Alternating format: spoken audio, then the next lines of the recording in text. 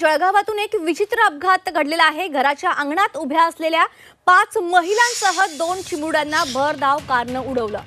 यामध्ये एका महिलेचा जागीच मृत्यू झालाय तर 4 महिला आणि चिमुकला जखमी झालाय। मेहरुण परिसरात ही घटना घडली। कार चालकाचं नियंत्रण सुटल्यानंतर चालकानं ब्रेक दाबण्याऐवजी रेसवर पाय ठेवला। त्यामुळे अंगणात गप्पा मारत असलेल्या महिलांना त्याने जोरदार धडक दिली। दरम्यान महिलेच्या कडेवर असलेल्या चिमुरड्याला ही दुखापत झाली।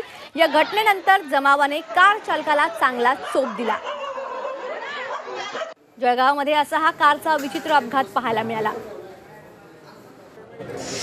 गाडीवर कंट्रोल सुटल्यामुळे एक शोभाबाई रमेश पाटील वय 65 वर्ष या महिलेला देखील त्या अपघातात मार लागला आणि ती महिला त्या अपघातात मयत झालेली आहे। सदर आरोपी हा जो चालक आहे पवन कैलास पाटील याला पोलिसांनी ताब्यामध्ये घेतलेला आहे। त्याचं मेडिकल करून पुढील गुन्हा दाखल करण्याची कायदेशीर प्रक्रिया सुरू आहे।